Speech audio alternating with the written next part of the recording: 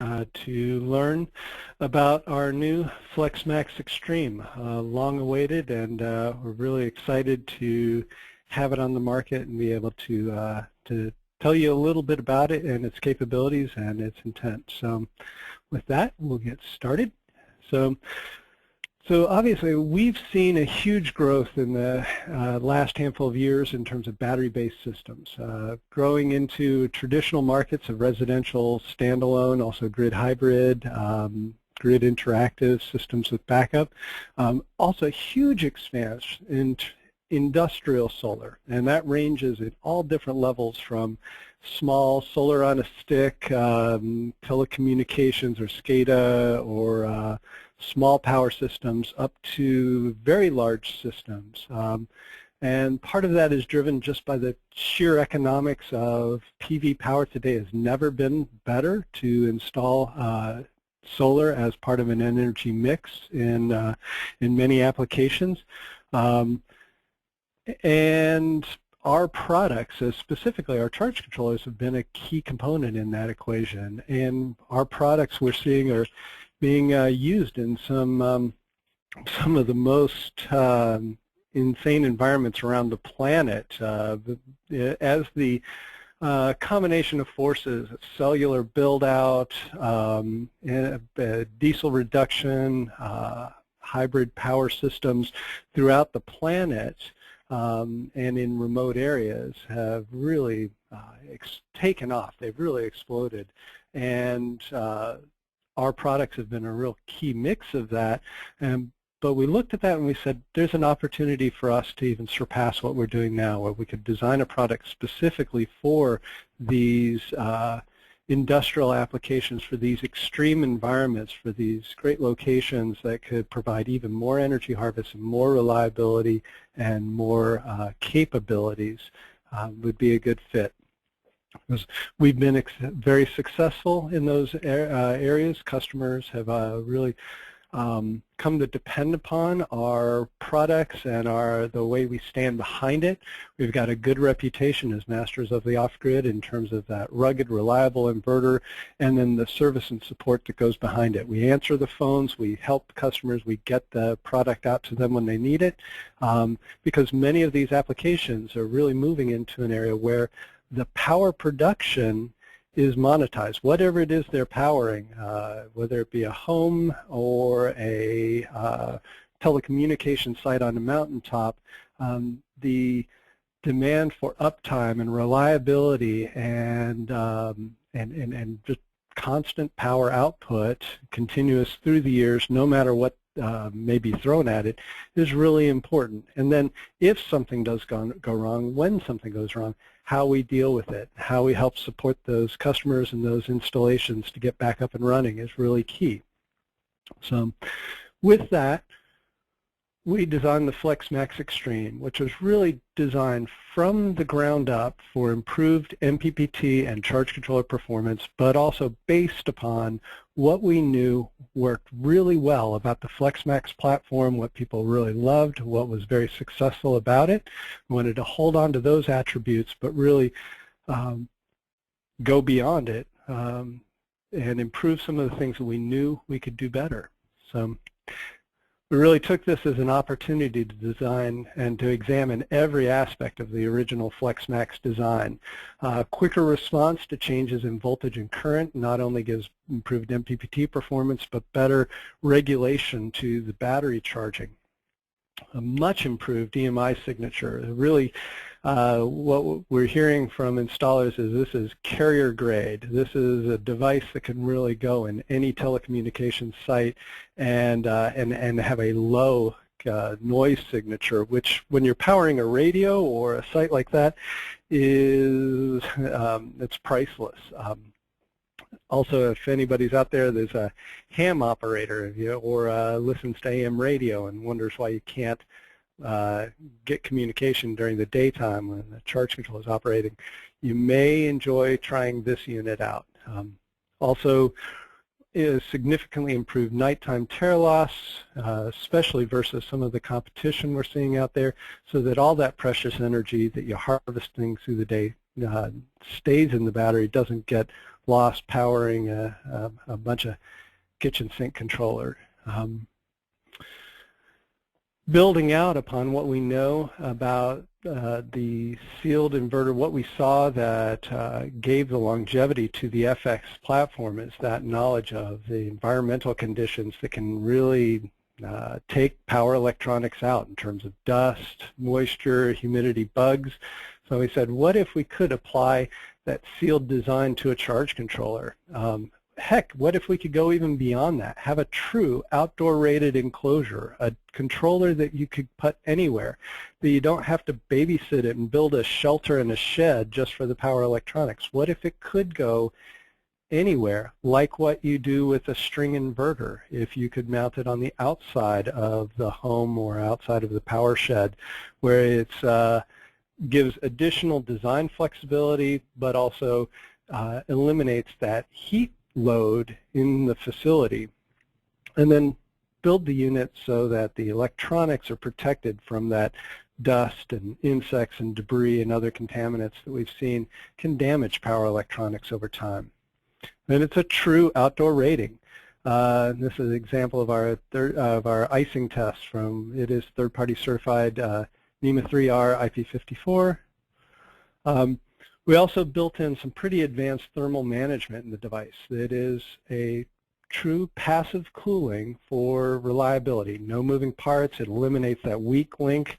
The fan had always been a limiting factor, and with our FLEXmax controllers, we knew that the fan was generally the one problem over time. And when the fan went, performance drastically declined, or we'd have problems with the FETs and inductors overheating. With this, we designed it so it can be totally passively cooled for true reliability. But there is a fan option for those customers who really have need for full power and extended into extremely,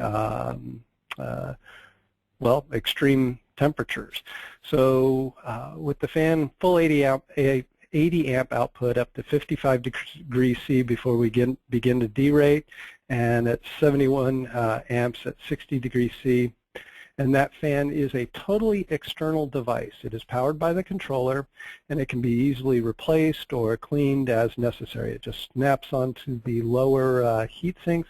It's designed in a way that we still get the passive cooling effect that passes behind the fan, so that even when or if it does fail, you're still able to perform just as it would as a passively cooled controller. So what does that mean? Well, we really wanted to show how it stacks up against not only our competition, but even against ourselves, and you can really see it here. The external fan, when you start getting out to, say, 50 degrees C, that's an additional 400 watts of power output. When you get out to 60, which we're seeing in a lot of sites in, say, India or Africa, that's 800 plus watts of power output versus passively cooled. And that's substantial. But we also wanted it to really lead the industry in terms of efficiency, the actual harvesting of energy from the PV array. We really took a lot of pains to really improve the performance versus ourselves and versus our competitors. And these are head-to-head graphs. We're proud to show them. We can really see at many ranges, at all ranges, we're really surpassing what we could do before. And really, it's the best we've seen in the industry. So, but what does that actually mean in terms of energy into your batteries at the end of the day? Is when we log with matched arrays, head-to-head, A/B comparisons, then at the end, it's really 12% more energy into your battery or into your system through week after week, month after month. And that's substantial. So we also wanted to build the capability to really future-proof the device. There's a lot of changes in the market in terms of how we're doing core safety. such as ground fault. We've learned in the U.S. that the way that the United States has approached ground fault detection is flawed, and we wanted to provide the hooks to be able to do it in a better way, but also work with existing legacy systems and the topology that's currently supported by the codes. We also wanted to put a tool in so that whatever came down in the future, PV arc fault detection, emergency power off, and any other demands that might come up, whether it's in the U.S. or throughout the world, can be added, but without burdening each individual charge controller with the cost of that circuitry, and also so that one device can control all the charge controllers. So with that, we came in, designed a simple fault detect circuit. There's a pair of contacts in each controller that are connected up. When there's continuity between the purple and the yellow conductors, then the controller operates. Whenever that circuit opens, the controller shuts off, and controllers can be daisy-chained, any number. Somewhere around 100, maybe 200 controllers, maybe you need a second input, but basically multiple controllers can be daisy-chained together, so that, for instance, our current GFDI, instead of having to have a single and a double and a quad, and then maybe two quads if you want to do 8 controllers, now you can use a single pole GFDI, use the primary sense to measure current going between grounded conductor and ground, and then what used to be the 80 amp poles of that is now, instead of trying to interrupt current, it's just giving a simple open and close signal to the controllers. Similarly, you could add in an emergency power off, say if you want to have a big red button out by the meter so that the fire department can shut down the entire PV array. That can be easily inserted into that circuit. Anything that provides continuity allows the system to run. Anything that opens that circuit, the controllers shut down. The other big difference with the Extreme is we removed the external display. That was a big concern for many customers in terms of the reliability of the display and the buttons, especially in some pretty severe locations. Then that was a problem point for them. So we really made this, we eliminated that weak link, and the device can be accessed in many different ways. The first is you get full functionality to all settings, all the advanced capability using the Mate 3. You can also use any of the legacy Mate 2 or Mate B and have access to the primary function. So any of the older style Mates will work with this device, and it'll look like a charge controller. You'll have access to all the same settings that you had to a FLEXmax 60 or FLEXmax 80 or even an MX60. For the advanced things that we did on this, then you'll need either a Mate 3 or the access port, Modbus interface, or the new access card. So the access card inserts into the device itself. There's a new option slot inside the FLEXmax Extreme where the access card can be slid in and it plugs in directly into the unit, and that gives you direct control to one individual FLEXmax Extreme via Modbus TCP over Ethernet. So very direct. Basically, you connect this to a router or to your internet supply, and you can have direct command and control from anywhere in the world via Modbus TCP. So the other thing we really wanted to improve was support for systems of any topology, positive or negative ground. We know, especially in telecommunications world, there's a number of positive ground applications that were really poorly supported in the past. Everything was a workaround or a crutch. The FLEXmax Extreme, we put in an isolated comms port, and that means that you can use it universally in any positive ground systems. In fact, you can use multiple FLEXmax Extremes on a single hub, any number of them. And you can even have up to one inverter. That's important. Only up to one inverter. You can't have multiple inverters on the hub in a positive grounded system. But that's a substantial barrier removed on this product. The other thing we added was a remote battery voltage sense so that you can really have true charging accuracy under all conditions. The device knows exactly what's happening at the battery terminals rather than through all the resistance of cables and connections, because in the past the meters could either be accurate when fully charging or at zero current, but they couldn't be accurate at both ends. Now we can. Okay.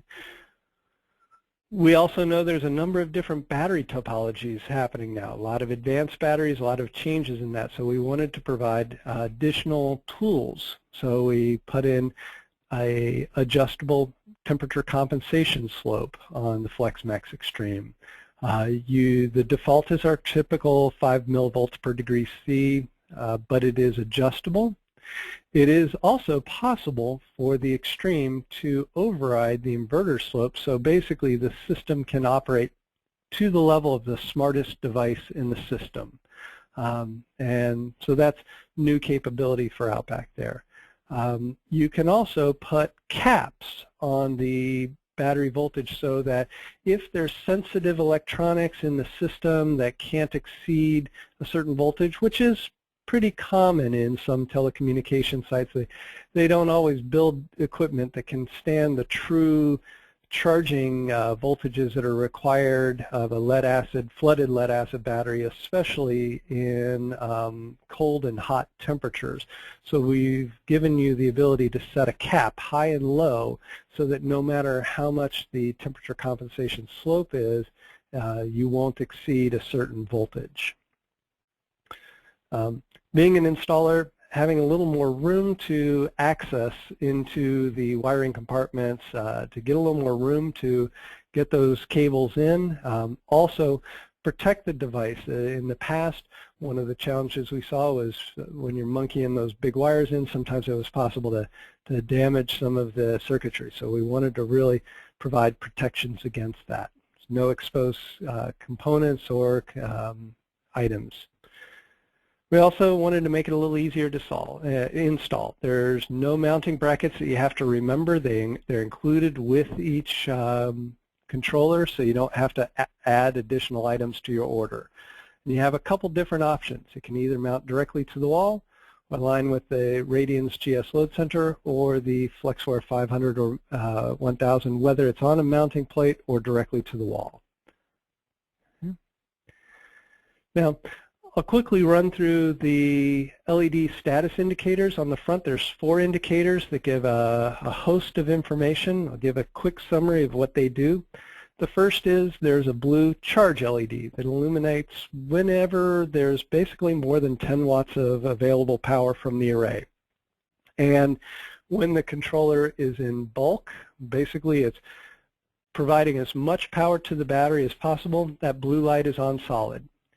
As we begin to regulate that power, the battery is now at its absorbed voltage setting and we're tapering the current, then we begin to flash to let you know that. Then when we get to float, where there's only a little trickle of power going into the battery to maintain that float voltage, then we basically give a intermittent pulse to just say, hey, we're keeping the battery topped up, but we're not actively charging. There's also a tricolor battery status LED, and this changes from red to amber to green, similar to what you're familiar with our FX inverters, but with more smarts. One of the challenges we saw is people with the old stoplight, it was red, green, amber based on raw battery voltage, and we often saw people getting confused, and when their batteries were low, they would turn on a generator, charge the batteries, and then stop the moment that it turned green, thinking green was done. And we wanted to prevent short cycling or short charging, changing the charging that way. So throughout the absorbed setting or absorbed time, the light is solid amber. Only when the battery transitions, when the controller, when the controller transitions to float, that's when you get the green light. So only when the battery is really full does it turn green. And it remains green even after sunset when the battery falls until it hits about 2.08 volts per cell, which is basically falling to a resting voltage. At that point, it will turn amber. So what that'll give you is your customer can come home, see the lights on, see, oh, it's green. Good, I know I got to at least to a float stage and my batteries are full. When they start hitting lights and draw their battery voltage down below a resting voltage, then it will change back to amber and it should stay there through the night. Unless they get the battery voltage below the threshold where on the FX the lights change to red, we should see the same point the charge controller status changes to red. And if they get really low, critically low, we'll actually begin to flash the red light at them, letting them know. So that very much mirrors the FX. We also added in on the same indicator, when you initiate an equalization, then you get an amber-green alternating flash to let them know that they've activated equalization. There's an aux light that is illuminated whenever the aux circuit is energized, so whatever you've got the aux programmed to, and whether it's inverse or normal, then you can know exactly when it's energized by that light. And there's also a fault sense. Whenever the fault sense is active, then you'll have that light on. There's a simple EQ button on the face of the unit. You don't need a tool or secret code to access that. Any homeowner, any user can initiate an EQ. You just press and hold until the light starts flashing.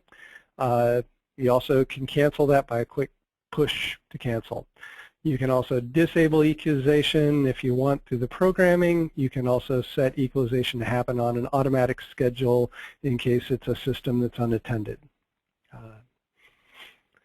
We also use that same button to reset the factory defaults. To do that, you power down the unit, disconnect battery and PV.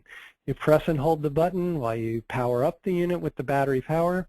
You hold it until the green light begins to blink and continue holding it until it changes to an amber blink, and then at that point the unit is reset to factory defaults. Just power it down and then you're good to go.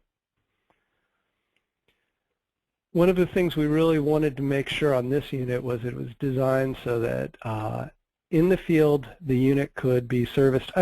Again, we pride ourselves in making a robust product, but we know things happen. Lightning strikes, just stuff happens. So how you service it, how you get back up and operational is important. So in the past, units pretty much had to go back to the factory to be rebuilt, or you get a replacement. For the remote areas that these products are used in, we wanted to have a similar solution to our FX, where an installer could go into the field with a couple key components, be able to swap out what's needed and get up and operational. But we wanted to do it even better than that. In this case, all of the electronics can be removed without removing the conduit. Basically, there's a lower conduit assembly plate that stays in place. The front cover comes off. There's one primary power board that has 6 or 7 screws that come off, and that can be replaced very simply in the field. There's also one controller board that's basically the computerized brain that if something happens with that, that can be swapped out very easily. This product is also designed for a true international market, to really go anywhere in the world and to be certified to be easily sold and installed in those countries. So third-party certifications to UL 1741 and CSA C22.2 for North America, but also other certifications that are important to other countries, RoHS, the IEC standards, FCC, and so forth. Whole alphabet soup of acronyms. So basically, where are we in terms of the timeline? We're finalizing some certification. That's taken a little longer than we'd hoped, but we will be shipping by the end of Q2. And really, it's placed in is the FLEXmax Extreme is our premium flagship product. Really gets you better energy harvest, reduced operating costs anywhere in any application. FLEXmax 80 and the FLEXmax 60, really solid go-to products and will continue for a very long time. So with that, that's the end of the presentation. I'd be glad to open the field to questions. If you have any questions, raise your hand.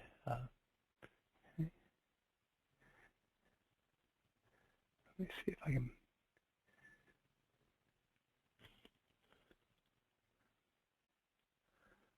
So, seeing if there's chat.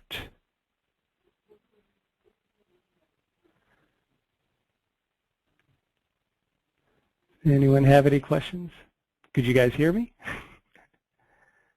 Okay, here we go. No sounds yet?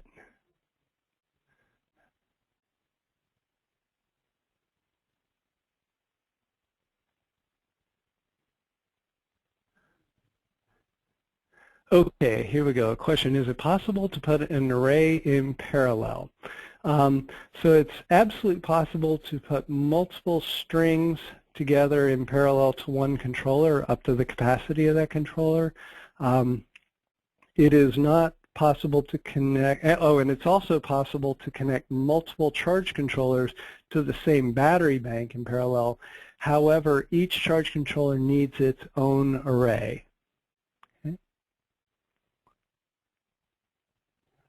And let me see. Got a question here. What functionality is available over TCP? So over Modbus TCP, you have access to essentially all of the capabilities. We put in, I believe that the current routine is pretty much every set point that's in there, and that is published on our website. We have mapped the charge controller to the SunSpec Alliance's standards for Modbus communication, and on our website then you can download the full specifications for the FLEXmax line, and this product will map directly to that. And let me see. And and a question came up about the voltage window, and yes, the FLEXmax Extreme has a identical operating voltage window to the FLEXmax 60 and 80, so the same array would work on both. It's really optimized for, say, 3 60-cell modules in a string. Works in pretty much any climate to any battery bank in that we've seen. So works out very nicely for the power modules that are available today. Again, 3 60-cell modules works out very nicely. Okay. Specifications for the Extreme will be posted to our website. We've got some updates on that coming. But basically, it's an 80 amp, 150 volts, and up to 60 degrees C. Okay. Going through.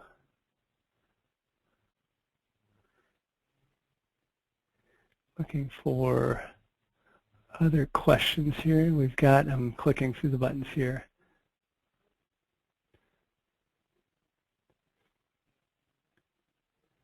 All right. So customer has 2 Mate 3s with his hub and 10 FLEXmax. Would it be possible? So in this case, I think this gentleman's asking if it's possible to stick 2 arrays in parallel, and in this case, no. You would want, if you had 10 charge controllers, you would want to have the array, your PV array field broken down into 10 subarrays, one to each controller. Another question is, can you connect different sizes of strings to a charge controller? generally the recommendation is with any PV array is there's one MPPT input to each charge controller, so you'd want to have really matched strings going to one MPPT device. Now if you had the need to have, say, multiple charge controllers, each charge controller could have a totally different array combination, module type, strings, any combination like that could work to individual controllers. There's no need to have identical arrays on different charge controllers, but one charge controller should match. And will FLEXmax Extreme replace the current Flex? Okay. The question came up about on the pre-assembled power systems, whether the FLEXmax Extreme will be available in that. It is something that we're looking at. We can do very easily now with the FlexPower configuration. So if that's something of value to you, then please let your sales rep know so they can pass that up, or just type it in your comments that would be very handy. Any additional questions I don't cover today, by the way, you can send to me. My email address is in this, well, you can send it to sales@outbackpower.com and it'll get to me. And my our tech support line is there too. And if you had multiple FLEXmax Extremes and you wanted to connect to a single access card, actually the easiest way to do that is to have multiple FLEXmax Extremes connect to one hub and then put a single access port on that hub, and then you can, with one Ethernet connection connected to that access port, be able to see all the devices that are on that hub. Okay. And the ground fault device is designed to be installed externally. As we mentioned in the fault sense circuit, anything that gives continuity across the fault sense circuit, whether that's today's ground fault detection or anything that we come up with in advance, could be used. Okay.